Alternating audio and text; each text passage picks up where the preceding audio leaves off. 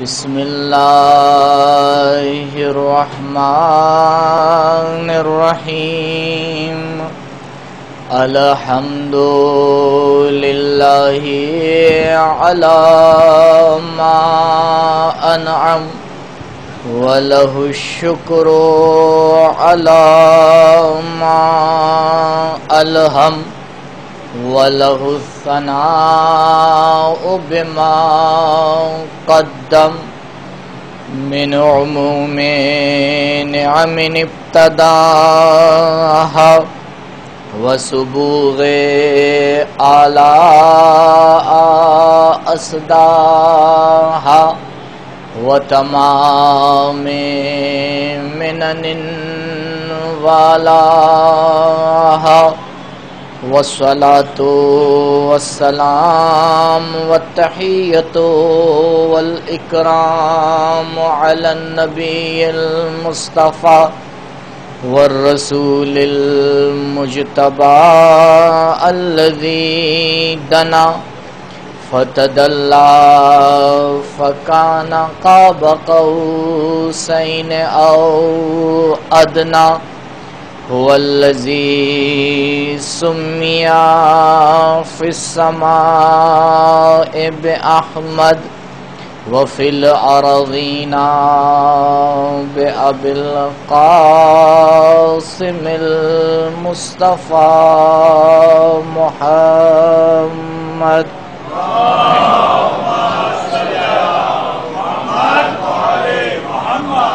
وعلى آله الأطيبين الأطهرين المعصومين المظلومين الذين أذهب الله عنهم الرجس وطهرهم تطهيرا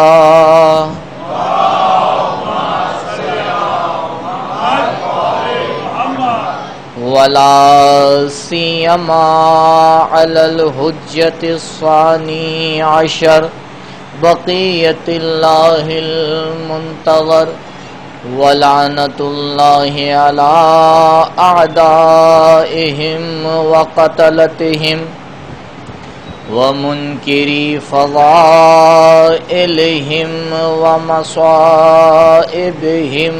أجمعين أما بعد فقد قال الله الكريم في كتابه المجيد أعوذ بالله من الشيطان الرجيم من عمل صالحا من ذكر أو أنثى وهو مؤمن فلنحيينه حياة طيبة ولنجزينهم أجرهم بأحسن ما كانوا يعملون.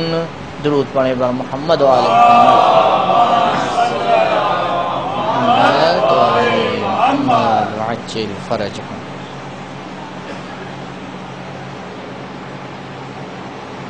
مسائل شریعہ کے حوالے سے،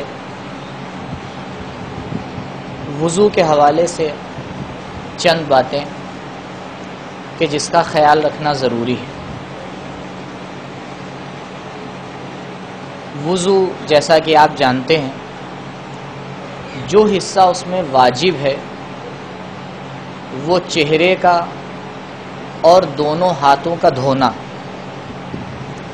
اور سر کا اور دونوں پیر کا مسح ہے، یہ واجب ہے.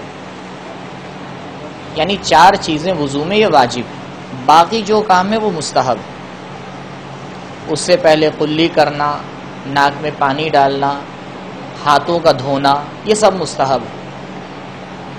اس کی تاکید اس لیے ضروری ہے کہ اگر وقت کم ہے، مثال کے طور پر نماز قضا ہو رہی ہے یا آپ کو جماعت میں شرکت کرنا ہے، تو وہاں پر آپ صرف واجب وضو کر کے آ کے جماعت میں شریک ہو جائیں، یہ نہ ہو کہ وہ مستحب کی وجہ سے جماعت چھوٹ جائے یا نماز اپنے وقت سے باہر چلی جائے۔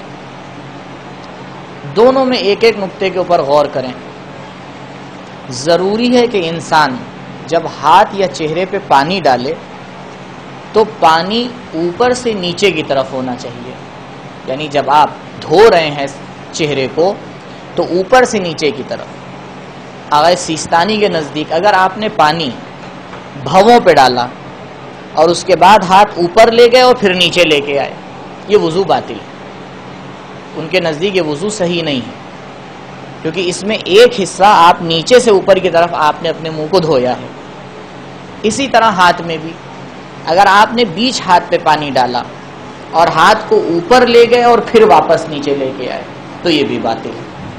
تو لہٰذا دھونے میں اس بات کا خیال رکھیں کہ پانی سب سے اوپر کے حصے پہ ڈالیں اور اس کے بعد ہاتھ اوپر سے نیچے کی طرف، اور اسی طرح چہرے میں بھی اوپر سے نیچے کی طرف۔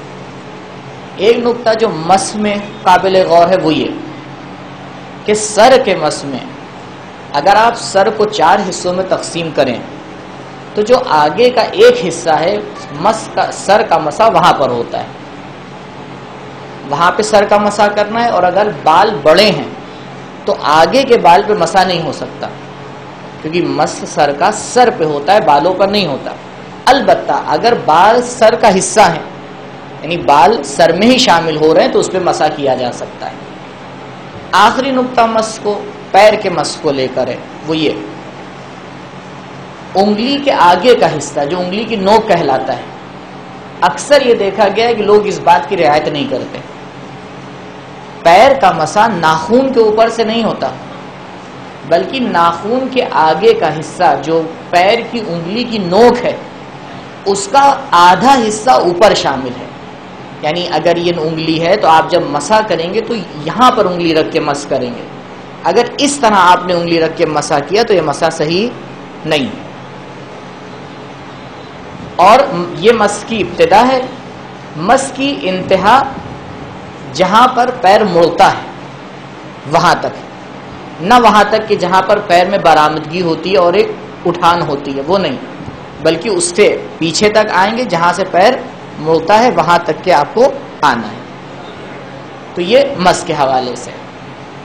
دوسری بات وضو کے حوالے سے یہ کہ آپ کسی بھی چیز کی نیت سے وضو کریے، نماز کی نیت سے وضو کریے، آپ کو قرآن کی تلاوت کرنا ہے آپ اس نیت سے وضو کریے، آپ کو قرآن کی آیات کے اوپر ہاتھ لگانا ہے اس نیت سے آپ نے وضو کیا، آپ کسی بھی نیت سے وضو کریے، کوئی بھی دوسرا کام کہ جس کے لیے وضو ضروری ہے آپ کر سکتے ہیں۔ مثال کے طور پر آپ نے نماز ظہر اور عصر کے لیے وضو کیا اور یہ نیت بھی کی کہ میں وضو کرتا ہوں نماز ظہر کے لیے، گرچہ ضروری نہیں ہے لیکن اگر آپ نے نیت یہ کی کہ میں نماز ظہر کے لیے وضو کر رہا ہوں یا نماز عصر کے لیے وضو کر رہا ہوں، اور اس کے بعد نماز مغرب تک آپ کا وضو باقی رہا، تو اسی وضو سے آپ نماز مغرب پڑھ سکتے ہیں۔ یا نماز مغرب کے لیے آپ نے وضو کیا اور عشاء کی نماز بھی آپ نے اس سے پڑھی اور مثال کے طور پر آدھی رات ہو گئی، اسی سے آپ نماز شب پڑھ سکتے ہیں، دوبارہ وضو کرنے کی ضرورت نہیں ہے۔ گرچہ مستحب ہے کہ انسان واجب نماز میں ہر نماز کے لیے الگ وضو کرے، خصوصاً نماز صبح اور نماز مغرب کے لیے تاکید کی گئی ہے کہ اگر انسان کا پہلے سے وضو ہے تب بھی دوبارہ وضو کرے۔ درود پڑھیں پر محمد و آل محمد۔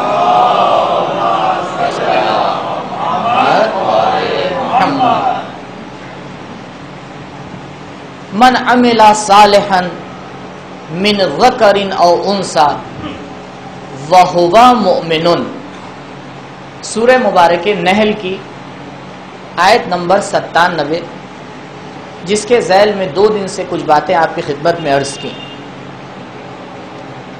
کل جس سوال کو آپ کے سامنے پیش کیا تھا انشاءاللہ آج گفتگو میں اس کے جواب کی طرف آئیں گے، لیکن ابتدا آج یہاں سے کر رہا ہوں۔ حیات طیبہ، ایمان، عمل صالح، یہ جتنی بھی اس طرح کی چیزیں ہیں ان تمام چیزوں کو ذو مراتب اور تشکیکی کہا جاتا ہے، یعنی یہ تمام چیزیں اپنے اندر کچھ اسٹیج رکھتی ہیں، ان کے کچھ لیول ہوتے ہیں، کہیں سے ان کی شروعات ہوتی ہے اور کہیں پر ان کا اختتام ہوتا ہے۔ ایمان کے بارے میں کل اشارہ کیا تھا کہ عین ممکن ہے ایک انسان ایمان کے ابتدائی درجے کے اوپر فائز ہو، دوسرا انسان ایمان کے کسی دوسرے اس سے بالاتر درجے کے اوپر فائز ہو، کوئی انسان ایمان کے آخری درجے کے اوپر فائز ہو، اور کوئی انسان ایمان کے اس مرحلے کے اوپر پہنچ جائے کہ اس کو کل ایمان کہہ دیا جائے۔ تو یہ مراتب اور مرحلے ہیں ایمان کے۔ اسی طرح سے مراتب اور مرحلے ہیں حیات طیبہ کے، یعنی انسان جب حیات طیبہ میں داخل ہو جاتا ہے تو اس کا مطلب یہ نہیں ہے کہ اس کا عمل رک گیا، اس کا مطلب یہ نہیں ہے کہ اب وہ کوشش کرنا چھوڑ دے، اس کا مطلب یہ نہیں ہے کہ اب وہ آ کے مطمئن ہو جائے کہ میں حیات طیبہ میں داخل ہو چکا، نہیں، بلکہ یہ حیات طیبہ ایک نور کی طرح اس کے اندر شدت اور ذوف آتی رہتی ہے۔ اگر انسان نے خیال رکھا تو عین ممکن ہے کہ دھیرے دھیرے اس کی حیات طیبہ اعلیٰ ترین مراحل تک پہنچ جائے، اور اگر خیال نہیں رکھا تو عین ممکن ہے کہ زندگی کے کسی حصے میں وہ حیات طیبہ پہ فائز ہو جائے، لیکن خیال نہ کرنے کی وجہ سے زندگی کے کسی دوسرے حصے میں وہ حیات طیبہ سے باہر چلا جائے۔ اگر آپ اسلام کی تاریخ کا مطالعہ کریں تو دونوں مثالیں آپ کو ملیں گی، اور آج جو آخر میں ذکر ہوگا وہ اسی کا ذکر آئے گا۔ میں پہلی مثال دے دوں آپ کو، تاریخ اسلام میں ایسی بھی مثال ملے گی کہ کچھ انسان ایسے تھے جو زندگی کے ایک اسٹیج پر حیات طیبہ کے اوپر فائز تھے، لیکن ایک مدت گزرنے کے بعد وہ اس انسان کے مقابلے میں آ کے کھڑے ہو گئے جس کے اوپر ایمان لانے سے انسان کے اندر حیات طیبہ آتی ہے۔ اور اس کا الٹا بھی تاریخ میں دیکھنے کو ملا کہ کچھ لوگ بالکل دین سے دور تھے، بالکل ہی الگ تھے، ان کی حیات عجیب حیات تھی، ان کی زندگی ایک عجیب زندگی تھی، لیکن کچھ ہی لمحوں میں کچھ ہی عمل کی وجہ سے وہ اپنی زندگی کو حیات طیبہ کے اندر لے آئے۔ تو عین ممکن ہے کہ انسان حیات طیبہ میں آنے کے بعد اوپر کی طرف چلتا چلا جائے، اپنی حیات طیبہ کو بہتر سے اور بہتر بنا لے، یا نہیں، اگر خیال نہ رکھا تو عین ممکن ہے کہ جو حیات طیبہ اسے نصیب ہوئی ہے وہی اس سے چھین لی جائے۔ ایک مثال دیکھ کے بات کی وضاحت کروں۔ دیکھیں، اونچائی اور نیچائی یہ دو ایسے معنی ہیں کہ ایک ہی وقت میں ایک چیز ممکن ہے اونچی بھی ہو اور نیچی بھی ہو۔ آپ جب اس کے اوپر ہاتھ رکھیں گے تو آپ یقین سے نہیں کہہ سکتے کہ یہ چیز اونچی ہے یا نیچی ہے، یہ چیز اوپر ہے یا نیچے ہے، کیونکہ آپ کو اس کا مقایسہ کرنا پڑے گا، آپ کو اس کو کسی دوسری چیز کے ساتھ کمپیئر کرنا پڑے گا، تب آ کے آپ یہ فیصلہ لے پائیں گے کہ یہ شے اوپر ہے یا نیچے ہے۔ میں ابھی جس جگہ پر بیٹھا ہوں، کیونکہ آپ جس مقام پر بیٹھے ہوئے ہیں اس کی بنسبت جب مجھے دیکھ رہے ہیں تو آپ کہیں گے قبلہ آپ اوپر ہیں ہم نیچے ہیں، لیکن جو لوگ اور اوپر بیٹھے ہوئے ہیں ان کی بنسبت میں نیچے ہوں، وہ اوپر ہے۔ لہذا حیات طیبہ میں بھی اسی اعتبار سے آ کے دیکھنا پڑتا ہے، اور جب آپ روایات کو دیکھیں گے تو یہ مسئلہ اور زیادہ آپ کے لیے حل ہو جائے گا۔ آپ جب دعاؤں کا مطالعہ کریں گے تو آپ کو دعاؤں میں اہل بیت کی زبانی کچھ الفاظ ملیں گے۔ کل آپ نے دعائے کمیل پڑھی ہوگی، دعائے کمیل کے کیا جملے ہیں؟ انا الفقیر، مسکین، مستکین۔ یہ جملے کس کے ہیں؟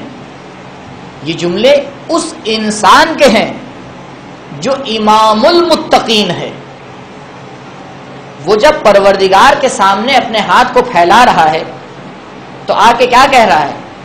اللہم اغفر لی الذنوب التی تحتک العصم، اللہم اغفر لی الذنوب التی تنزل النقم، اللہم اغفر لی الذنوب التی تحبس الدعاء۔ پروردگار میرے ان گناہوں کو معاف کر دے کہ جس کی وجہ سے میرے اوپر مصیبتیں ٹوٹتی ہیں، پروردگار میرے ان گناہوں کو معاف کر دے کہ جس کی وجہ سے تیری رحمت مجھ تک پہنچنے سے رک جاتی ہے، پروردگار میرے ان گناہوں کو معاف کر دے کہ جن کی وجہ سے تیری نعمت مصیبت میں تبدیل ہو جاتی ہے۔ یا علی، آپ ان جملات کو کیسے کہہ رہے ہیں؟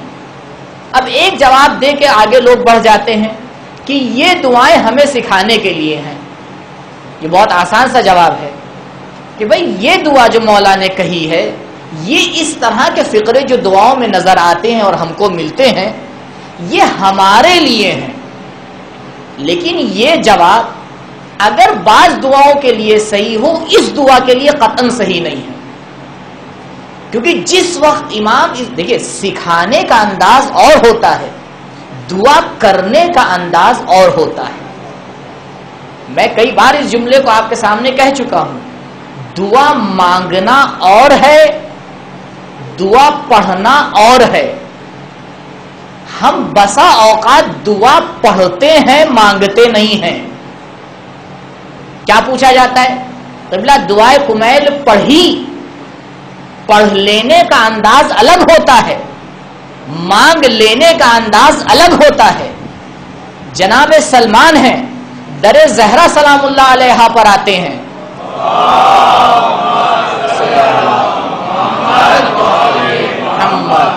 بی بی میں ابھی جنگل سے آ رہا ہوں، میں نے علی کی عجیب حالت دیکھی، علی اس دنیا سے چلے گئے۔ ایک مرتبہ زہرا نے کہا سلمان پریشان نہ ہو، علی اس دنیا سے نہیں گئے ہیں، اکثر عبادت الہی میں علی کے اوپر غشی طاری ہو جاتی ہے۔ یہ بتائیے اگر مولا صرف دعا سکھانے کے لیے کر رہا ہے تو اس کے اوپر غشی کیوں طاری ہو رہی ہے؟ اگر یہ دعا صرف سکھانے کے لیے ہے، اگر یہ دعا صرف ڈکٹیشن کی جا رہی ہے، اگر یہ دعا صرف لکھوائی جا رہی ہے، تو صرف لکھوانے میں انسان کی حالت میں تبدیلی نہیں آتی۔ اس کا مطلب یہ ہے کہ دعا پڑھی نہیں جا رہی ہے، دعا کی جا رہی ہے۔ دعا تلفظ نہیں کی جا رہی ہے، بلکہ پروردگار کے سامنے گڑ گڑا کے مانگا جا رہا ہے۔ لیکن سوال یہ ہے، بار الہ یہ کون سی باتیں ہیں کہ جس کے مقابلے میں علی اس طرح سے دعا مانگ رہے ہیں؟ کیا یہ وہی انسان ہے جو ممبر کے اوپر دعوے سلونی کر رہا ہے؟ کیا یہ وہی انسان ہے جو کہہ رہا ہے انا اللوح والقلم، انا الکرسی، میں ہی لوح ہوں، میں ہی قلم ہوں، میں ہی کرسی ہوں؟ پروردگار نے ملائکہ کو میرے سامنے خلق کیا، پروردگار نے اس کائنات کو میرے صدقے میں خلق کیا، پروردگار نے اس کائنات کے شامیانے میری تعظیم میں لگائے، پروردگار نے تسبیح اور تقدیس کرنا ملائکہ کو میرے ذریعے سکھایا۔ جب میں نے تسبیح کی تب ملائکہ نے تسبیح کی، جب میں نے تحلیل کی تب ملائکہ نے تسبیح کی۔ یا علی ماجرا کیا ہے؟ ایک طرف تو آپ ملائکہ کو سکھا رہے ہیں، دوسری طرف آپ پروردگار کی بارگاہ میں اس طرح سے دعا کر رہے ہیں۔ یہ دونوں باتیں کس طرح سے اس کو صحیح کیا جائے؟ تو عزیزو، جو بات میں نے آپ کے سامنے چھیڑی تھی اسی میں اس کا جواب موجود ہے۔ مسئلہ یہ ہے کہ آپ کو یہ کمپیئر کرنے کے لیے دیکھنا پڑے گا کہ علی کس مقام پر کس بات کو کہہ رہے ہیں۔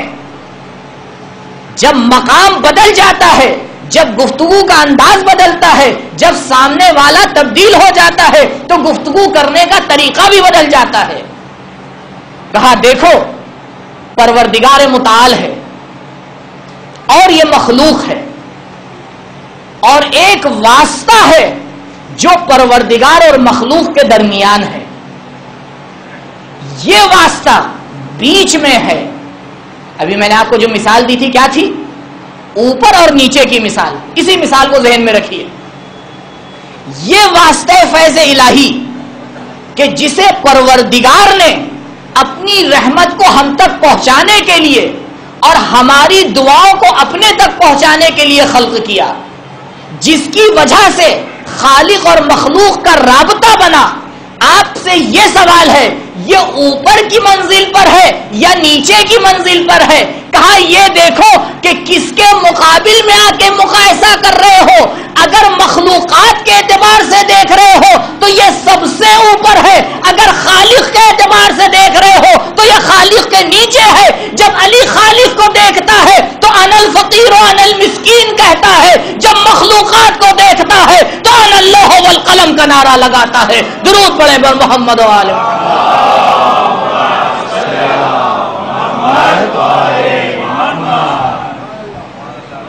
مسئلہ یہ ہے کہ دیکھنا یہ ہے کہ کون کس کے مقابل میں آ کے کھڑا ہو رہا ہے۔ چوتھے امام، امام سجاد علیہ الصلوۃ والسلام،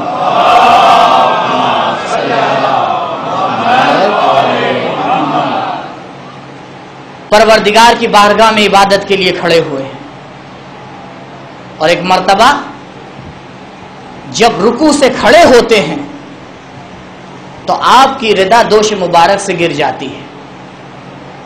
آپ نماز پڑھتے رہتے ہیں، جب نماز ختم ہوتی ہے تو کوئی آگے بڑھ کے کہتا ہے، یہ ابن رسول اللہ، کم سے کم نماز میں ردا کو صحیح کر لیا ہوتا۔ دیکھا ہے آپ نے؟ اب لوگ بھول جاتے ہیں موبائل کو سائلنٹ پہ لگانا۔ اب نماز میں ایک مرتبہ پروردگار آواز دے رہا ہے، عبدی اطعنی، اے بندے میری عبادت کر، اور ایک مرتبہ بندہ آواز دے رہا ہے۔ اب اس عبد کا ذہن معبود سے ٹوٹ کر عبد کی طرف چلا جاتا ہے، یہ کیا عبادت ہے؟ تو اب یہ صحابی آگے بڑھا، کہ ابن رسول اللہ، کم سے کم ردا کو تو صحیح کر لیا ہوتا۔ اب جواب سنیے، مولا فرماتے ہیں جب میں نماز کے لیے کھڑا ہوتا ہوں مجھے اس بات کا اندازہ نہیں ہوتا کہ کائنات میں ہو کیا رہا ہے، تو مجھے کیسے پتا کہ ردا دوش کے اوپر سے گر گئی؟ جسے یہ نہ پتا ہو کہ ردا دوش سے گر جائے اسے زین العابدین کہتے ہیں۔ جو انسان نماز میں ہر چیز کو تلاش کر لے اسے عبد کہتے ہیں۔ تو سمجھو زین العابدین کیا ہے، عام انسان کیا ہے۔ درود پڑھیں بر محمد و آل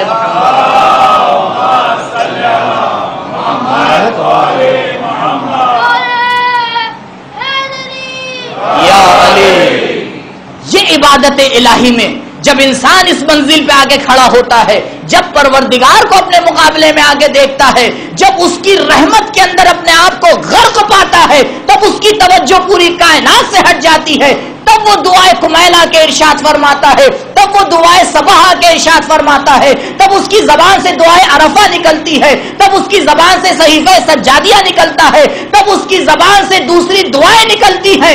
انسان جب اس مرحلے پر پہنچتا ہے تو مطیع پروردگار بن جاتا ہے، اپنے آپ کو ایک ذرے سے بھی کمتر سمجھتا ہے، چاہے وہ مولا کائنات ہی کیوں نہ ہو۔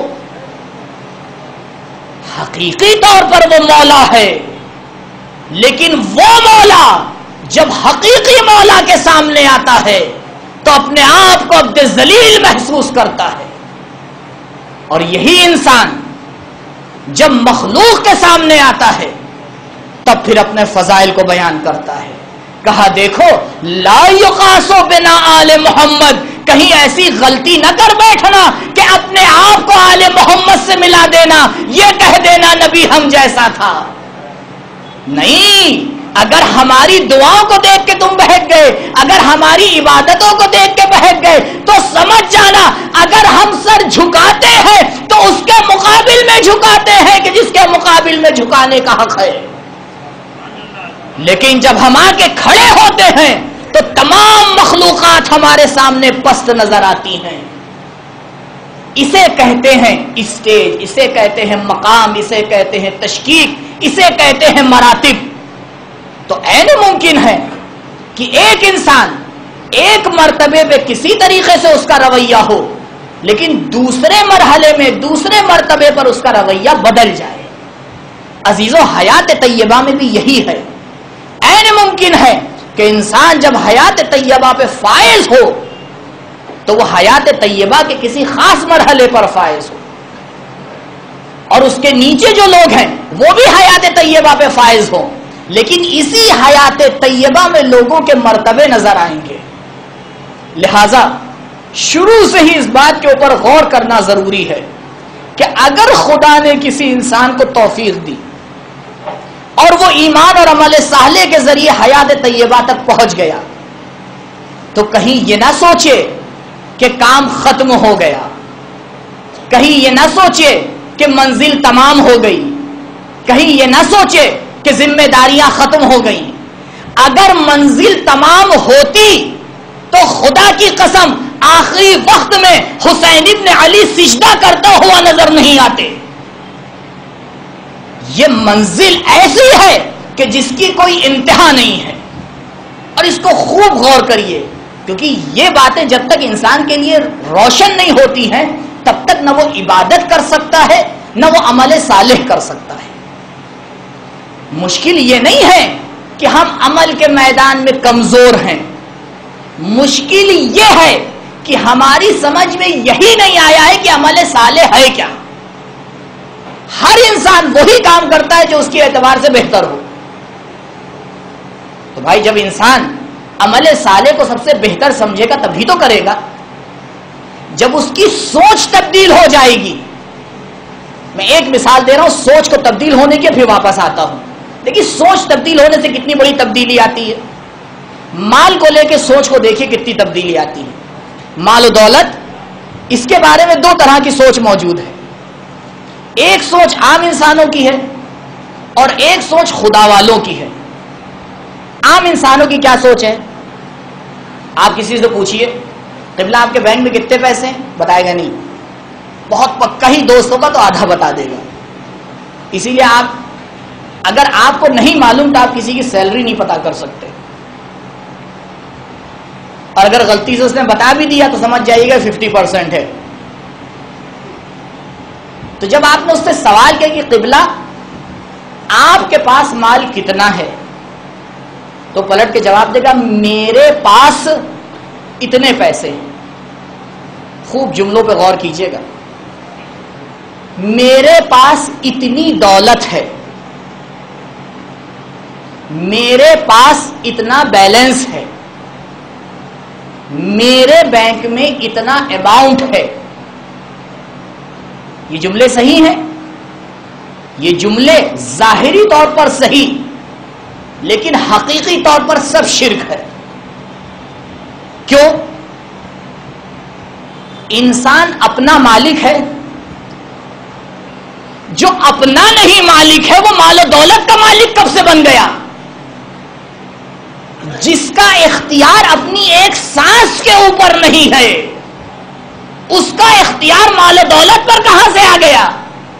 جو یہ نہیں بتا سکتا کہ ہاتھ اوپر کرے گا تو نیچے آنے کی توفیق ملے گی یا نہیں، وہ یہ کیسے بتا سکتا ہے کہ جو مال و دولت اس کے پاس موجود ہے کل اس کو استعمال کر سکتا ہے یا نہیں؟ یہ مال و دولت امانت الہی ہے. اب دیکھیے سوچ بدلی، سوچ بدلی. کیا سوچ آئی؟ کہا یہ مال و دولت امانت ہے. آپ نے کبھی امین کی حالت دیکھی ہے؟ ایک انسان کہ جس کے پاس اپنی چیز موجود ہے وہ، اور ایک وہ انسان جس کے پاس امانت موجود ہے، دونوں میں فرق ہوتا ہے. جس کے پاس اپنی چیز ہوتی ہے وہ ساری عمر اس کی محافظت میں لگا دیتا ہے، لیکن جو امین ہوتا ہے وہ بار بار دعا کرتا ہے کہ کس طرح سے اس کا مالک آئے امانت کو لے جائے. اب سمجھ میں آیا، جو لوگ خدا کی راہ میں انفاق کر کے سجدہ شکر کرتے ہیں وہ مال و دولت کو امانت الہی سمجھتے ہیں، لیکن جو انفاق کرتے میں ہاتھ کو پیچھے کھینچ لیتے ہیں وہ مال و دولت کو اپنی ملکیت سمجھتے ہیں. عزیزو یہی فرق ہے. اگر مال و دولت کو اپنی ملکیت سمجھو گے کبھی انفاق نہیں کر پاؤ گے. اگر مال و دولت کو امانت الہی سمجھو گے تو ہمیشہ انفاق کرنے میں آگے نظر آؤ گے. درود پڑھیں پر محمد و آل محمد.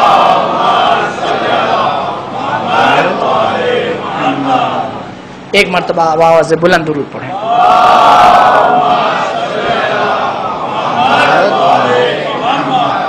صرف سوچ بدلی کہ یہ مال و دولت کا میں مالک ہوں یا مال و دولت میرے ہاتھ میں امانت ہے.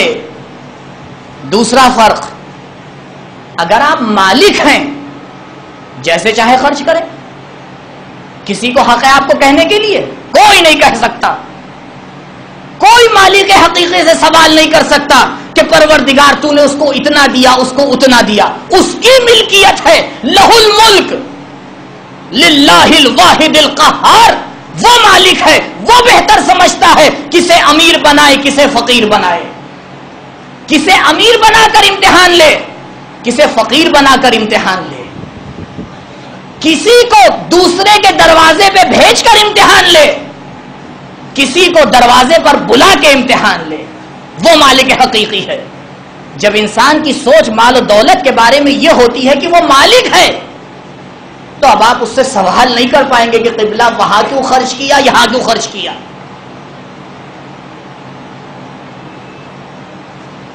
کیوں دنیا کے لیے زیادہ خرچ کیا آخرت کے لیے کم خرچ کیا. میں شاید یہ واقعہ آپ کو سنا چکا ہوں، کلاس ہوا تھا یہاں صبر کا، پھر سے تکرار کیے دے رہا ہوں. قم مقدسہ حرم حضرت معصومہ سلام اللہ علیہا،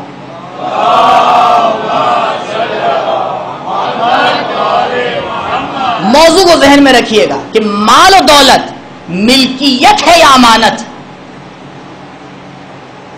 حرم کو بڑا کرنے کی ضرورت پڑی، زائر زیادہ ہوئے تو کہا حرم کو بڑھایا جائے. جو حرم کے اطراف میں گھر تھے انہیں خریدا گیا.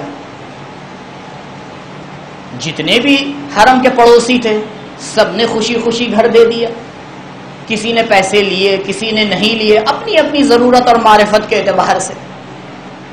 جب ایک گھر کی باری آئی تو اس کے مالک نے منع کر دیا، کہا میں گھر نہیں دیتا. اب سوچئے جو متولیان حرم ہوں گے انہی نے کیا سوچا ہوگا کہ یہ دیکھیے قبلہ حرم میں ان کا گھر شامل ہو رہا اور یہ نہیں دے رہے ہیں. کہ بھئی میری ملکیت ہے میں نہیں دیتا. نہیں دیا اس کو. اور جیسے ہی وہ لوگ گئے دوسرے دن اس نے لا کے گھر میں مزدور لگا دیے. جو ذرا سا ٹوٹا ووٹا تھا کہیں سے اس نے اس کو ریپیئر کرانا شروع کر دیا. اب تو لوگوں کو یقین ہو گیا تو اب تو بالکل ہی دینے کا ارادہ نہیں ہے. اگر دینے کا ارادہ ہوتا تو اس ٹوٹی ہوئی چھت کو تعمیر کیوں کراتا. پوری طرح سے پیسہ لگا کے بہترین طریقے سے اس نے گھر کو تیار کر دیا. اور جب گھر تیار ہو گیا تب وہ حرم کے متولی کے پاس پہنچا. کہا کچھ دنوں پہلے آپ آئے تھے اور آپ نے کہا تھا کہ ہمیں حرم کو بڑھانا ہے اور اس میں میرا گھر بھی آ رہا ہے. کہاں لیکن آپ نے تو منع کر دیا تھا گھر دینے سے.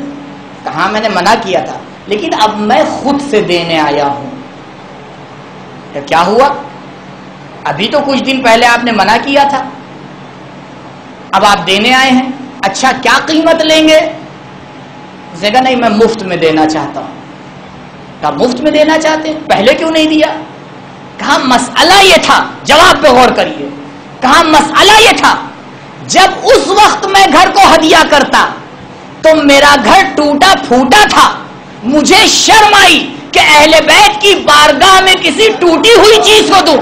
میں نے اسے تعمیر کرایا، اس کو بہترین صورت اختیار کی. جب وہ خوبصورت بن گیا، جب اس کے اندر تمام خوبصورتیاں آ گئیں تب میں نے اس کو اہل بیت کی راہ میں پیش کیا تاکہ دنیا یہ نہ کہے بری چیز کو دے دیا اچھی چیز کو رکھ لیا. درود پڑھے پر محمد و آل محمد.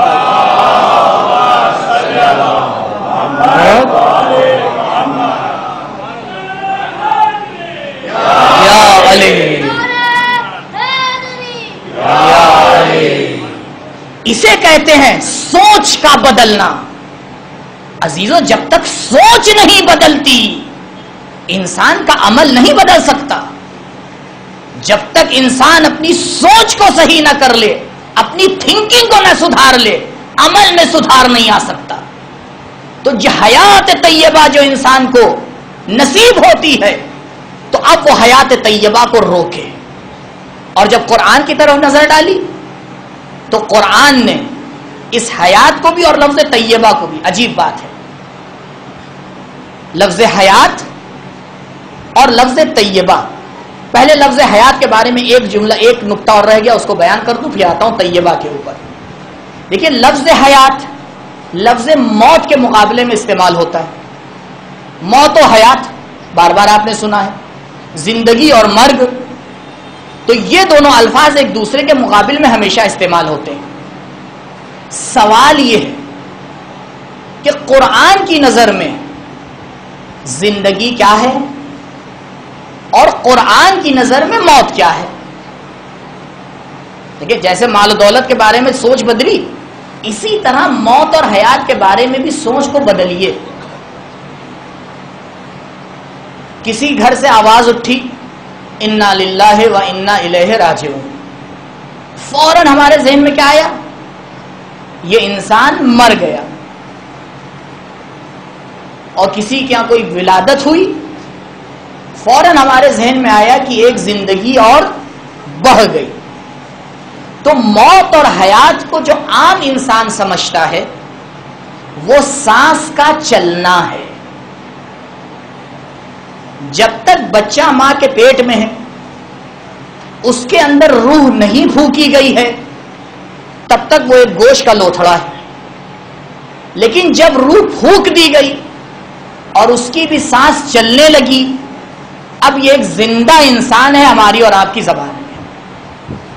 لیکن یہی سانس اگر رک گئی تو چاہے کتنا عظیم ہی انسان کیوں نہ ہو، وہ ہمارے اعتبار سے مردہ ہے. یہ عام دنیا کی سوچ ہے کہ ان کے نزدیک موت اور حیات کا معیار سانس کا چلنا ہے. اگر سانس چل رہی ہے تو زندہ، اور اگر سانس رک گئی تو وہ مردہ.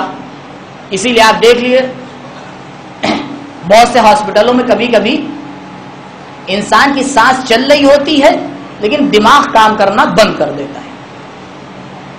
اب ڈاکٹر اس کو روکے رہتے ہیں. کیوں؟ کیونکہ یہاں پہ فیصلہ لینا ان کے لیے بڑا دشوار ہوتا ہے کہ یہ مر گیا ہے یا زندہ ہے. لیکن کہا اسے زندہ ہی جاتا ہے. کیا؟ ابھی سانس چل رہی ہے. آئیے قرآن سے پوچھیں، کیا سانس کا چلنا زندگی اور موت کا معیار ہے؟ اگر سانس چلے تو زندہ، اگر سانس نہ چلے تو مردہ. قرآن کا معیار یہ نہیں ہے. قرآن کفار کے بارے میں اور وہ لوگ جو ایمان الہی نہیں رکھتے ہیں ان کے بارے میں کیا کہہ رہا ہے؟ کہہ رہا ہے یہ چلتی پھرتی ہوئی لاشیں ہیں. بار الہ، یہ لاش کیسے ہو گئے؟ ان کی تو سانس چل رہی ہے. دوسری طرف آئیے، جو لوگ اس دنیا سے جا چکے ہیں لیکن شہادت سے اس دنیا سے گئے ہیں، قرآن ان کے بارے میں کہہ رہا ہے بل احیاء عند ربہم یرزقون.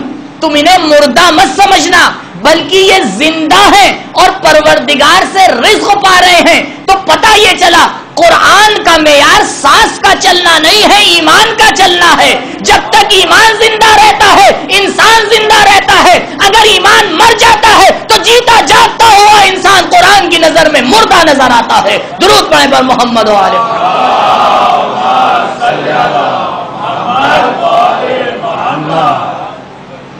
مدینہ ہے، مولا کائنات علیہ السلام تشریف فرما ہے.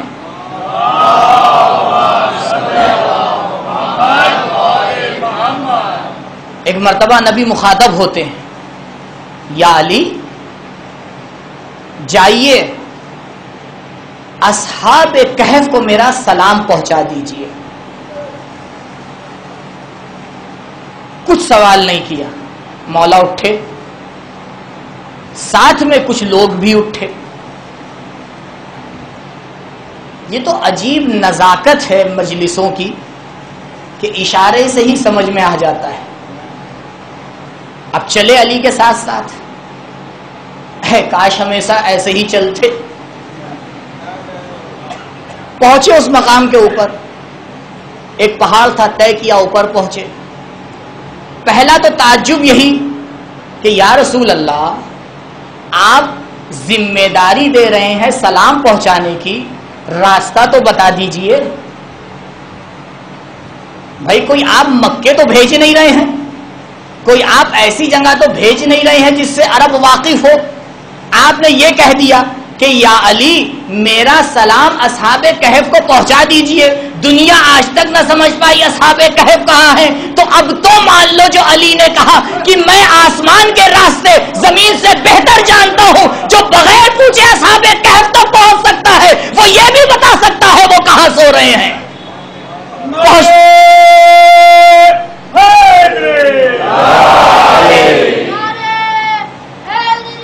یا علی پہنچے.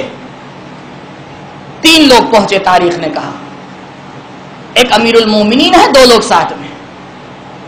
پہاڑوں کو طے کرتے ہوئے جب غار کے پاس پہنچے، حضرت نے کہا آپ رسول کا سلام پہنچا دیجئے. گئے غار کے سامنے کھڑے ہوئے، سلام کیا. تو پتہ ہے جواب نہیں آنا تھا. خوب غور کیجئے گا، کیونکہ ایک واقعہ تاریخ کا ہزاروں گتھیاں سلجھا دیتا ہے. جب پہلے ناکامیاب ہو گئے تو حضرت نے جو دوسرے ان کے ساتھ تھے ان سے کہا کہ آپ جا کے سلام کہہ دیجئے. وہ آگے بڑھے، انہی نے جا کے سلام پیش کیا، پھر جواب نہیں آیا. اب دونوں نے علی سے کہا کہ یا علی آپ ہی جائیے. مولا کائنات پہنچے، سلام کیا، جواب آیا. اب یہ سوال کھڑا ہوا کہ بھائی سلام تو تینوں نے کیا تھا، جواب ایک کا کیوں آیا؟ اب پلٹ کے علی سے سوال کر لیا کہ یا علی یہ بتائیے آپ کا جواب آیا، ہمارا جواب نہیں آیا.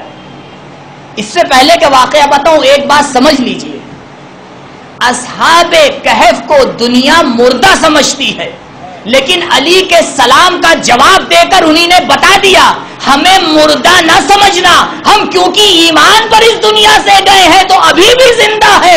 انسان کی حیات کی نشانی ایمان ہے. تم ہمیں سوتا ہوا سمجھتے ہو، تم ہمیں مردہ سمجھتے ہو، لیکن ہم ابھی بھی زندہ ہیں.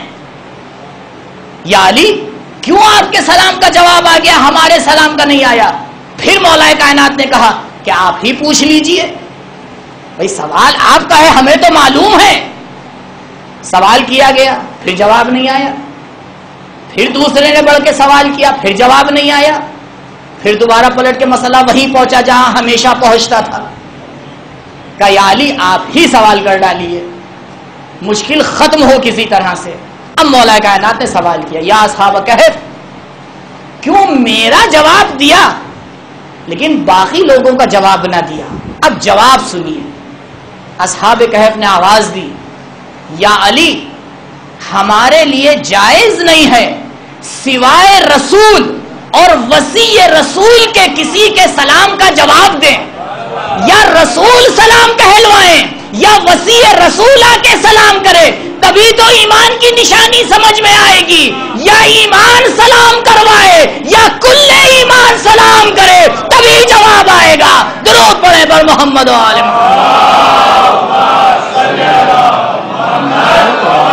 محمد. تو حیات کی نشانی سانس کا چلنا نہیں ہے، حیات کی نشانی انسان کے اندر ایمان کا ہونا ہے. اب کل کا سوال، پتہ کیسے چلے ایمان ہے یا نہیں؟ سب سے پہلے تو یہی مسئلہ. اور اگر سمجھ لیا کہ ایمان ہے یا نہیں تو یہ کیسے پتا چلے کہ ایمان کس درجے پر ہے؟ یہ سمجھنا تو آسان ہے کہ ایمان ہے یا نہیں. اس کی نشانی بہت آسان ہے. اور نشانی کیا ہے؟ روایات نے نشانی بیان کی. کہا دیکھو نشانی یہ ہے، جب ذکر علی ہو تو اگر دلوں میں ٹھنڈک محسوس کرنا تو سمجھ لینا کہ ایمان کے اوپر ہو.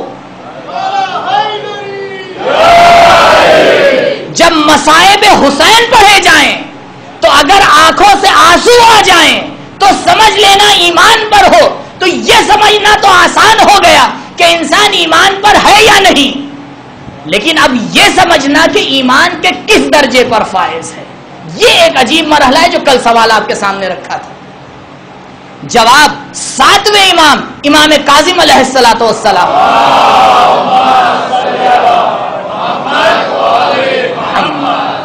فرماتے ہیں اگر اس بات کو سمجھنا ہے کہ ایمان کے کس درجے پر فائز ہو. دیکھیے مسئلہ یہ ہے کہ مجھے کم سے کم ابھی 6 یا 7 دن اور آپ کے سامنے مطالب کو بیان کرنا ہے. اگر کڑی سے کڑی جوڑے رہیے گا تو بات سمجھتے چلے جائیے گا، اور اگر زنجیر کی کڑی میں سے ایک حلقہ بھی چھوٹا تو پھر آخر تک آپ مجھے دیکھیے گا، میں آپ کو دیکھوں گا، اور اس کا ذمہ دار پھر میں نہیں ہوں. لہذا جتنا وقت ہوتا ہے میں کڑی سے کڑی جوڑنے کی کوشش کرتا ہوں.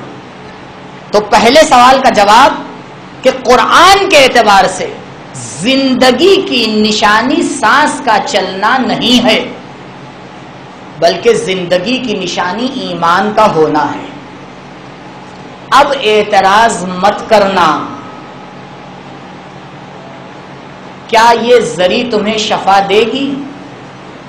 اب اعتراض مت کرنا قبر کا طواف کیوں کرتے ہو، تم مردہ سمجھتے ہو اس لیے طواف کو بدعت کہہ دیتے ہو، ہم زندہ سمجھتے ہیں اس لیے توسل کرتے ہیں، اپنی حاجتوں کو پا لیا کرتے ہیں. یہ سوچ کا فرق ہوتا ہے، کیونکہ تمہارے کیا زندگی اور موت کا معیار مادی ہے، تم سانس کو چلنا سمجھتے ہو، ہمارا معیار قرآنی ہے، ہم ایمان کو سمجھتے ہیں. زندگی نہیں، دنیا کی 7ویں تہہ میں بھی انسان چلا جائے با ایمان اگر ہو تو زندہ رہتا ہے. اب اس کے بعد یہ سمجھنے کی ضرورت ہے کہ اس ایمان کو کیسے اوپر لائیں اور کیسے سمجھیں ایمان کے کس درجے پر ہے. امام نے فرمایا لیسا منا، عجیب حدیث ہے، عجیب حدیث ہے عزیزوں، اور یہ درس زندگی ہے ہمارے اور آپ کے لیے. امام فرما رہے لیسا منا، ہم میں سے نہیں ہے. عجیب بات ہے، کتنی سختی سے امام نے دائرے ایمان سے خارج کر کے کھڑا کر دیا.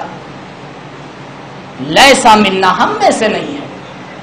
من، وہ انسان لم یحاسب نفسہ فی کل یوم، جو اپنی نفس کا محاسبہ ہر یوم میں نہ کرے. شاید ایک 5 منٹ میں آگے بڑھ جاؤں معذرت کے ساتھ. اس یوم کو سمجھیے تاکہ معیار سمجھ میں آئے. لفظ یوم کا ترجمہ آپ کیا کرتے ہیں؟ مالک یوم الدین. ترجمہ کیا کرتے ہیں؟ کبھی قرآن ہم نے اٹھا کے دیکھا اس میں لکھا ہوا تھا مالک روز جزا، یہی تو ترجمہ لکھا ہوتا ہے. اینڈرائڈ موبائل آپ کے پاس ہے، قرآن ٹرانسلیشن کے ساتھ موجود ہوگا، ابھی نکال کے دیکھ لیجئے. سوال یہ ہے روز کسے کہتے ہیں، دن کسے کہتے ہیں؟ جزا کے دن کا مالک دن کسے کہتے ہیں؟ کہا دن اس ٹائم کو کہتے ہیں جس میں سورج نکلتا ہے اور غروب کرتا ہے، دنیا ایک چکر پورا کرتی ہے. بھئی یہی تو دن ہے.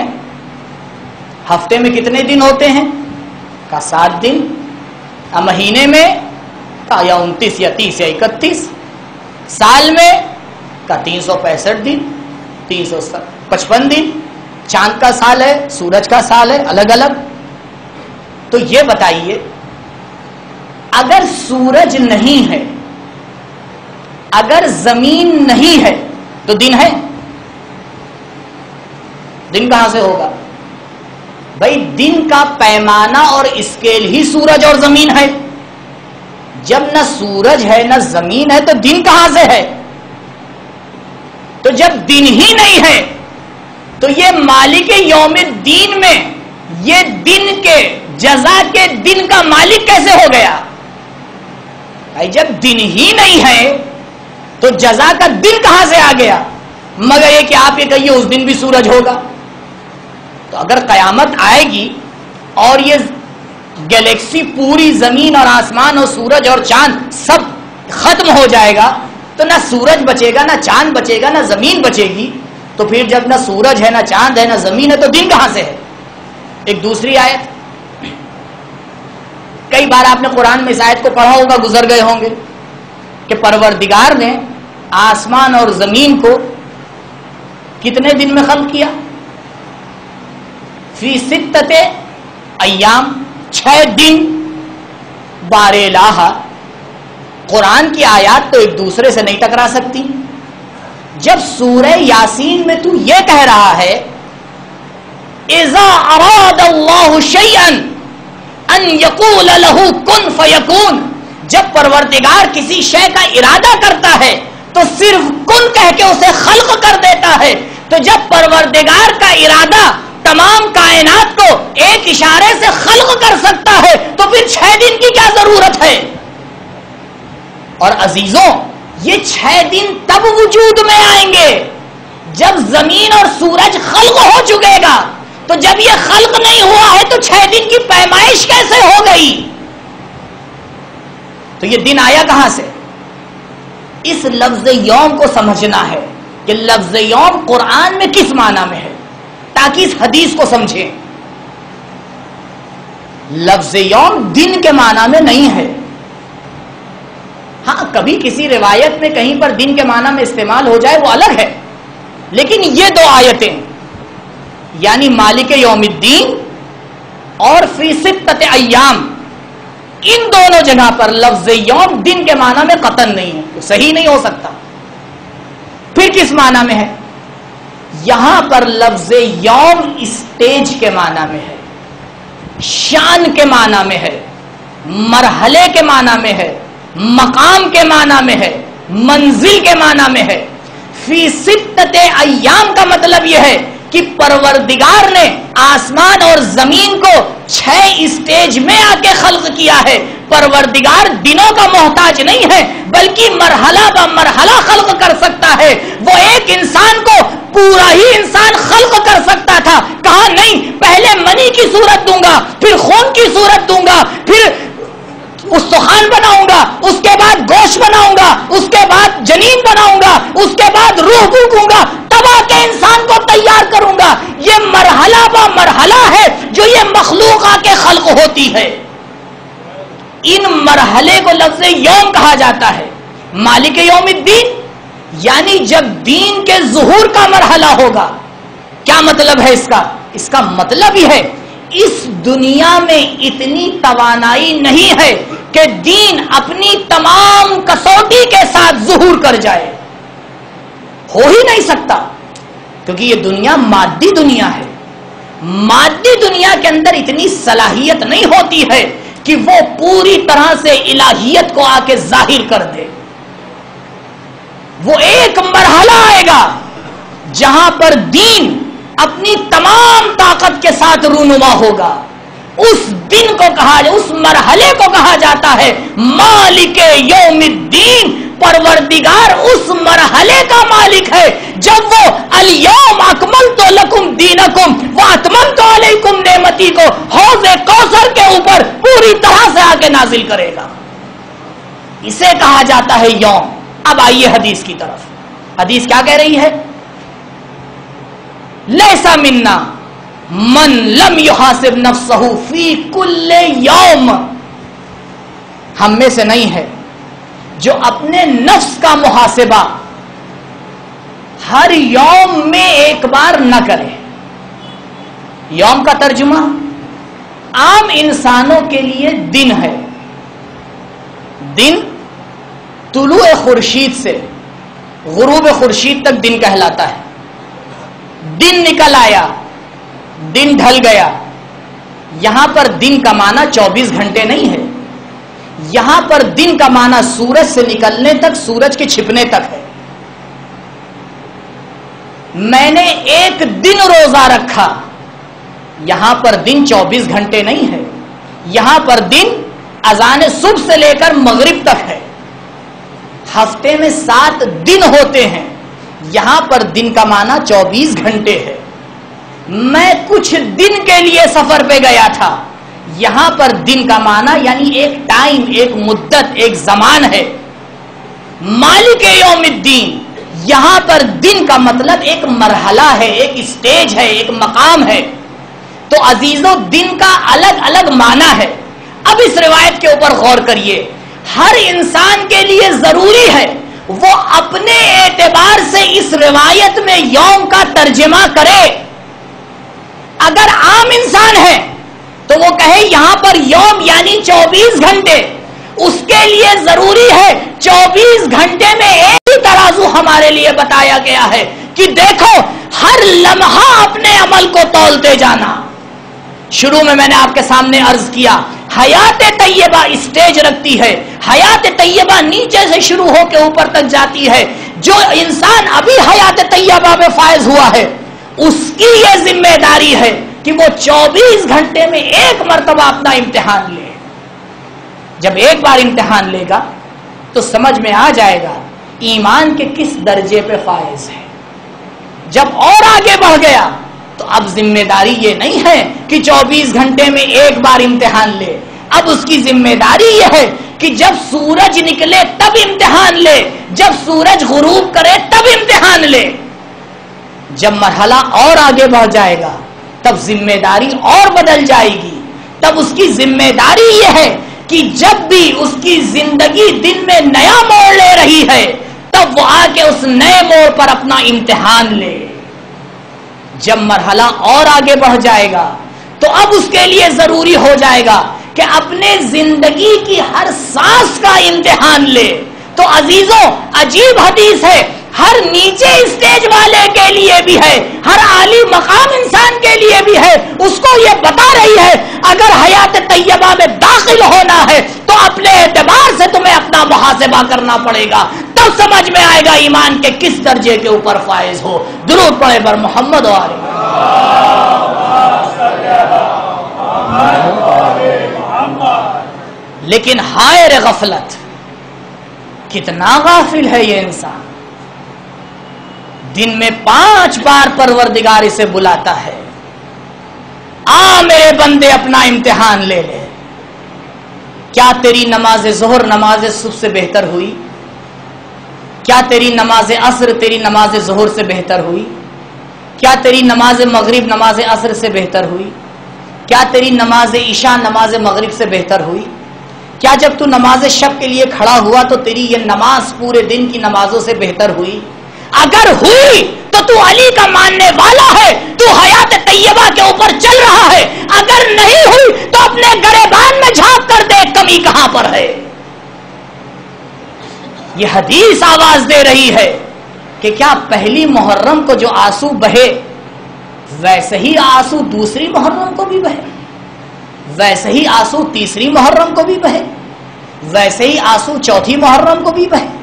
اگر ایک ہی کیفیت طاری ہے تو اس کا مطلب یہ ہے زمانہ گزر رہا ہے، ترقی نہیں آ رہی ہے۔ لیکن اگر عزاداری میں فروغ ہو رہا ہے، اگر حسین کو سمجھنے میں انسان قدم آگے بڑھا رہا ہے، تب اسے آ کے اطمینان ہوگا کہ ہاں ہم لمحہ بلمحہ، دن بدن، ساعت بساعت، لحظہ بلحظہ اپنے پروردگار سے نزدیک تر ہوتے جا رہے ہیں۔ بل الانسان علی نفسہ بصیرہ، ہر انسان خود اپنی نفس کو سب سے بہتر جانتا ہے۔ بھول جائیے کون کیا کر رہا ہے۔ امر بالمعروف اور نہی عن المنکر کا مرحلہ الگ ہے، میری گفتگو وہاں نہیں ہے، وہاں معاشرہ ہے۔ انشاءاللہ آؤں گا کہ حیات طیبہ انسان کی ہوتی ہے یا معاشرے کی ہوتی ہے، اس کو بیان کروں گا۔ فی الحال میری گفتگو فرد کے اوپر ہے، ایک ایک انسان کے اوپر، معاشرے کی بات نہیں کر رہا ہوں۔ ایک ایک فرد خود بہتر جانتا ہے کہ وہ کتنا ایماندار ہے، کتنا گنہگار ہے۔ ہر انسان جب رات کی تاریکیوں میں اپنا سر تکیے پہ رکھتا ہے، وہ خود اس بات کو سمجھ جاتا ہے کہ بار الہ جب صبح اٹھا تھا تو تجھ سے وعدہ کیا تھا کہ آج کا دن تیری عبادت میں گزرے گا، لیکن شیطان نے بہکا دیا، چند مقام کے اوپر گناہ ہو گیا۔ ہر انسان خود بہتر سمجھتا ہے۔ عزیزوں، یہ ہماری ذمہ داری ہے۔ حیات طیبہ تک پہنچنا ہر فرد کی ذمہ داری ہے۔ غور کریں اس بات کے اوپر، غور کریں، ہم ترقی کر رہے ہیں یا نہیں؟ جب تک فرد ترقی نہیں کرے گا، معاشرہ ترقی نہیں کر سکتا۔ جب تک ایک ایک انسان ترقی نہیں کرے گا، تب تک معاشرہ ترقی نہیں کرے گا۔ اس سے پہلے کہ دوسروں کی کمیوں کی لسٹ بنائیں، پہلے اپنی کمیوں کی لسٹ بنا لیں۔ کہیں کل ایسا نہ ہو وہی فرد پلٹ کے ہم سے کہہ دے کہ جناب پہلے اپنے گریبان کو تو جھانک کے دیکھا ہوتا۔ اور یہی شیطان کا حربہ ہے۔ شیطان دو کام کرتا ہے۔ پہلا کام غفلت، سب سے بڑی بیماری، بھلا دینا، بھول جاتا ہے انسان۔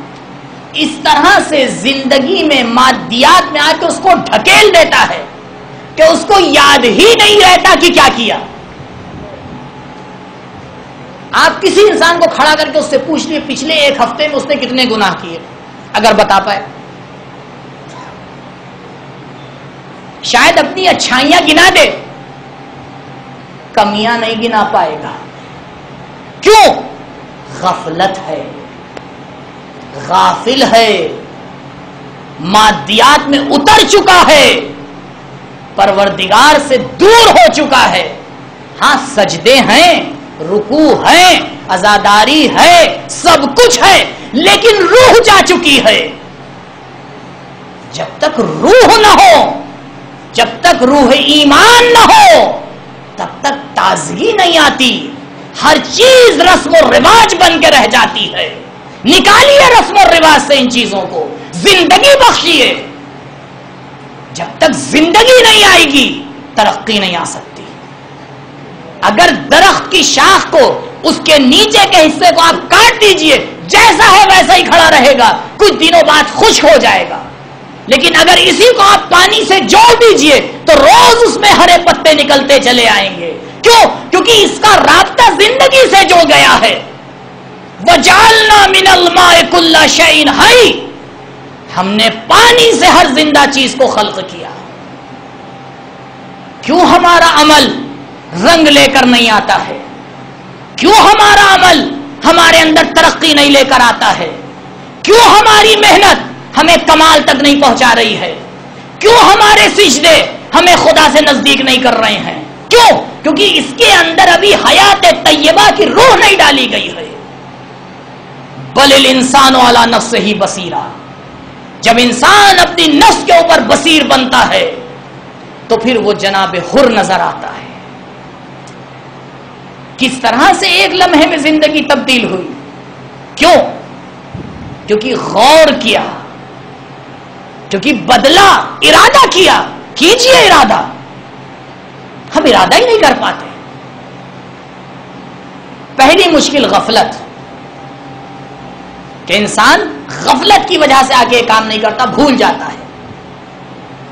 دوسری مشکل جو پیش آتی ہے ان کاموں کو کرنے میں اور انسان محاسبہ نہیں کر پاتا، جب غفلت دور بھی ہو جاتی ہے، وہ ہے سستی۔ یہ دو ہتھیار ہیں شیطان کے۔ بہت سے لوگ ہیں، آپ ان سے پوچھیں غفلت نہیں ہے، پتہ ہے، بہت اچھی طرح جانتے ہیں، پوری دینیات رٹی ہوئی ہے، لیکن پھر بھی مشکل۔ کیوں؟ کیونکہ سستی ہے۔ پروردگار نے اسی سستی کو ختم کرنے کے لیے 2 رکعت نماز پڑھوائی، لیکن ایسے ٹائم پہ پڑھوائی کہ تم سمجھ جاؤ کہ عبادت کس کی کرنا ہے۔ پروردگار اتنی محنت سے صبح اٹھا ہی رہا تھا، 10 رکعت پڑھوا لیتا۔ کہا ہمیں 2 اور 10 نہیں دیکھنا ہے، ہمیں تو یہ دیکھنا ہے کہ جس وقت کائنات سو رہی ہوتی ہے تم اپنے پروردگار کی طرف متوجہ ہوتے ہو یا نہیں. ہمیں تمہارے اندر سے سستی کو ختم کرنا ہے. ہو جائے گا. اور یہ تو خیر عجیب بات ہے کہ یہاں پر مجلس ٹائم سے شروع ہو جاتی ہے. اکثر آپ ہندوستان کا جائزہ لے لیں, اکثر آپ جائزہ لے لیجئے, جس کی یاد میں یہ میں اس لیے اس بات کو بیان کر رہا ہوں کہ یہ باتیں کہیں اور بھی جاتی ہیں, لہذا کبھی یہ نہ سمجھیے گا صرف آپ کے لیے, کیونکہ آج کل یہ ایسی چیزیں آ گئی ہیں کہ دوسروں کو بھی دیکھ کے کچھ بیان کرنا پڑتا ہے. جس کی یاد میں یہ مجلسیں ہو رہی ہیں کہ جس نے جنگ کے میدان میں بھی جو چیز اول وقت دی, جس کا جو ٹائم مقرر تھا اس کو اسی ٹائم پر انجام دیا, اس کی یاد میں جو مجلسیں ہوتی ہیں وہ آدھا نہیں 2 گھنٹہ لیٹ. عجیب بات ہے. اگر 2 چیزیں ایک دوسرے کے اوپر ٹک جائیں, مثال کے طور پر آپ کو مسجد سے اندر آنا ہے اور 2 لوگ اندر آنا چاہتے ہیں, دونوں لکھنوی انداز میں, قبلہ پہلے آپ, وہ دوسرے کہتے ہیں نہیں پہلے آپ, اور دونوں سچ بول رہے ہیں, تعارف نہیں کر رہے ہیں. نتیجہ یہ ہوگا کہ سورج ڈوب جائے گا, کوئی اندر نہیں آئے گا. کیوں؟ کیونکہ وہ کہہ رہے ہیں جب آپ جائیں گے تب ہم جائیں گے, اور وہ کہہ رہے ہیں جب آپ جائیں گے تب ہم جائیں گے. اسے کہتے ہیں لاجک کی زبان میں دور. مولوی صاحب تشریف لے آئے, جب مجمع آئے گا تب شروع کریں گے, اور مجمع آ گیا جب مولوی آئیں گے تب شروع کریں گے. تو اس کا مطلب یہ کہ شروع ہی نہیں کریں گے. تو پوری مملکت اسی پہ ٹکی ہے, تم کرو تو ہم کریں. ارے آپ کو اس سے کیا لینا دینا؟ جو آپ کی ذمہ داری ہے وہ کریے, جس کو جو کرنا ہو وہ کرتا رہے گا. اسی پہ ٹکے رہتے ہیں, وہ کریں تو ہم کریں.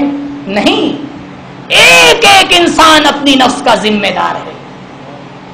اگر جناب حر علیہ السلام یہ سوچتے رہتے کہ کوئی اور آگے بڑے حسین کے لشکر میں آئے تو میں بھی جاؤں, نہیں عزیزو, ہر انسان کو خود فیصلہ لینا ہے, اور جب وہ خود فیصلہ لیتا ہے تو پروردگار ہدایت کرتا ہے. اور اس سے بہتر ہدایت کے ایام ہو ہی نہیں سکتے. یہ نہ سوچیے گا میں کوئی جذباتی بات کر رہا ہوں, آپ جانتے ہیں میری عادت ہی نہیں ہے. چاہے آپ چپ بیٹھ کے سنیے چاہے کھڑے ہو کے سنیے, بیان مجھے وہی کرنا ہے جو کرنا ہے. اس سے بہتر ایام یہ جو 10 دن ہیں ہدایت کے لیے ممکن ہی نہیں ہے. کیوں؟ کیونکہ یہ ایک ایسا دسترخوان ہے کہ جس پر ہر انسان آ جاتا ہے. اپنوں کی بات تو دور, غیر بھی آ جاتے ہیں. امام رضا علیہ الصلوۃ والسلام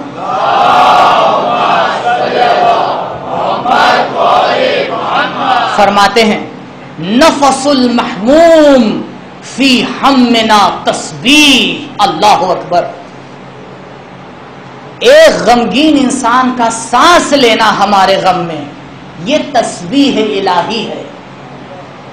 اس کا مطلب آپ سمجھے, یعنی جب آپ فرش عزا پر بیٹھ کے سانس لیتے ہیں تو یہ سانس تسبیح پروردگار ہے. تو مجلس سے پہلے ہی آ جائیے تاکہ وہ چند لمحے بھی آپ کی تسبیح شمار ہو جائیں. وَهَمُّهُ لَنَا عِبَادَةٌ, اور اس کا ہمارے لیے رونا عبادت ہے. یہ رونا کوئی عادت نہیں ہے عزیزوں, یہ رونا انسان کے اندر جوش انقلاب پیدا کر دیتا ہے. یہ رونا انسان کو حر سے جہنم سے جنت میں لے جا کے کھڑا کر دیتا ہے. بہترین ایام ہیں تربیت کے. اگر یہ ایام گزر گئے اور انسان حیات طیبہ نہ پا پایا تو کیا پایا؟ لشکر حسینی ہے. ایک مرتبہ امام نماز صبح کے بعد حکم دیتے ہیں اپنے مشکیزوں کو پانی سے بھر لو اور دیکھو جتنا ممکن ہو اپنے ساتھ پانی لے لو. لشکر نے اپنی مشکوں سے پانی سے بھرا، جتنا ممکن تھا پانی لیا، اور یہ لشکر رواں ہوا۔ کوفے کی طرف یہ لشکر جا رہا ہے۔ ایک منزل پر پہنچے، کسی نے آواز لگائی اللہ اکبر۔ امام نے سوال کیا کیا ہوا؟ کہا دور سے ایک لشکر آتا ہوا نظر آ رہا ہے۔ امام نے کہا رک جاؤ۔ جب وہ لشکر نزدیک آیا تو حر کا لشکر ہے، پیاسا ہے، اور آ کے امام کے لشکر کے قریب رک جاتا ہے۔ امام خیمے میں تشریف فرما ہے، حکم کرتے ہیں کہ جاؤ سب سے پہلے حر کے لشکر کو پانی پلاؤ، اور دیکھو صرف فوجیوں کو پانی نہ پلانا بلکہ جو ان کے ساتھ گھوڑے اور اونٹ ہیں ان کو بھی پانی پلانا۔ قربان ہو جائیں ہماری جانیں آپ پر مولا، آپ کو پتا تھا کہ حر کا لشکر ملاقات کرے گا، جتنا پانی آپ کے لیے کافی تھا آپ نے اس سے زیادہ پانی کا انتظام کیا، لیکن ہائے رے حسین، ارے یہی لشکر ہوگا، 7ویں محرم ہوگی، ارے جس کو حسین نے پانی کا انتظام کیا، جس کو حسین نے پانی پلایا، وہی حسین کے اوپر پانی بند کر دے گا، لیکن شاید زہرا کا لال آواز دے گا ارے ہم یہ نہیں دیکھتے ہمارے ساتھ کیا ہو رہا ہے، ارے ہم تو اپنی ذمہ داری پر چلتے ہیں۔ جزاکم ربکم خیر الجزا۔ علی ابن زیان ہے، کہتا ہے کہ میں حر کے لشکر سے پیچھے رہ گیا تھا، ایک مرتبہ میں وہاں پر پہنچا، پانی ختم ہو چکا تھا، میں پیاسا تھا، میرا گھوڑا پیاسا تھا، ایک مرتبہ میں نے دیکھا حسین خیمے سے باہر نکلے، ہاتھ میں مشکیزہ ہے، میرے قریب آئے، کہا اے عرب اپنے گھوڑے کو بیٹھال دے، نیچے اترا، میں نیچے اترا، اتنا زیادہ پیاسا تھا کہ مجھے کچھ سمجھ میں نہیں آ رہا تھا۔ ایک مرتبہ حسین نے اپنے دستے مبارک سے مشکیزے کو کھولا، پانی پلانا شروع کیا، حسین نے اپنے ہاتھ سے مجھے پانی پلایا، میرے گھوڑے کو سیراب کیا۔ ہاں حسین، ارے یا ابا عبداللہ، آپ اپنے ہاتھوں سے پانی پلا رہے ہیں، ابھی عصر عاشور آئے گی، چشمال اصغر کوئی پانی پلانے والا نہیں ہوگا۔ جزاکم ربکم خیر الجزا۔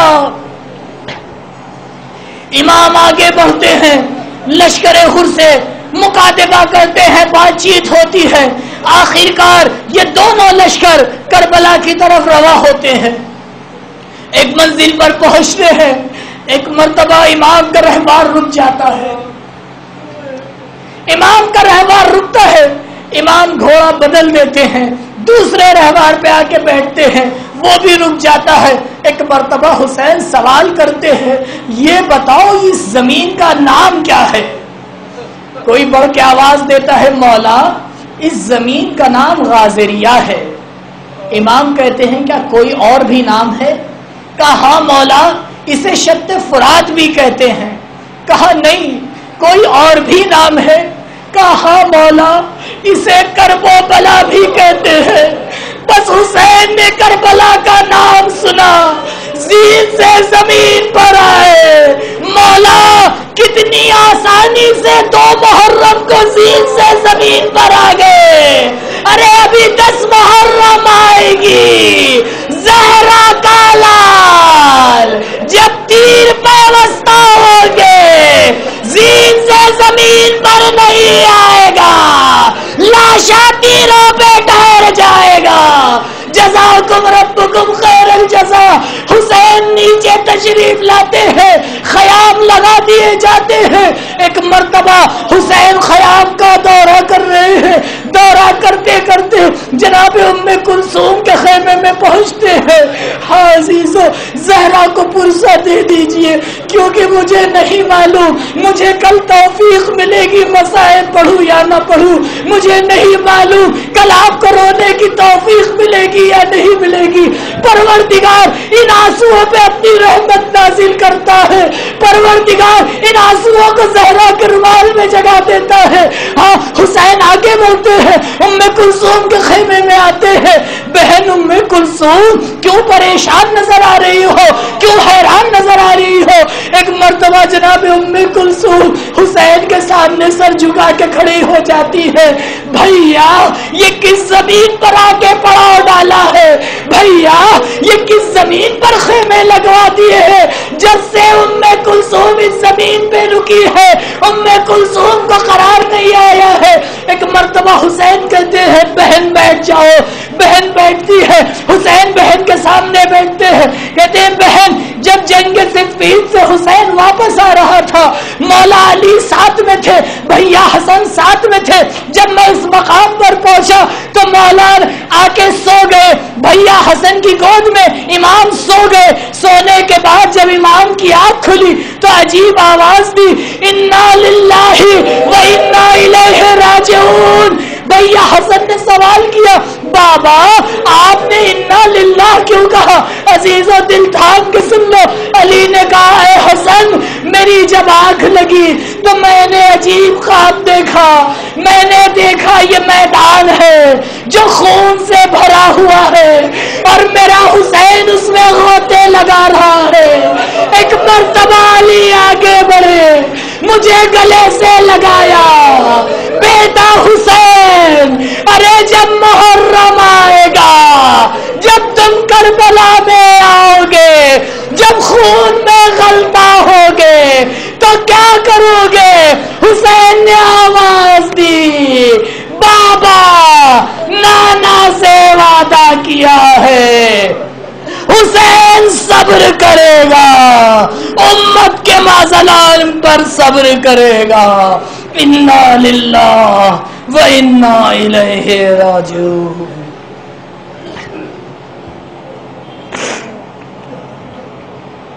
سیعلم الذین ظلموا ای منقلب ینقلبون. انا للہ و انا الیہ راجعون.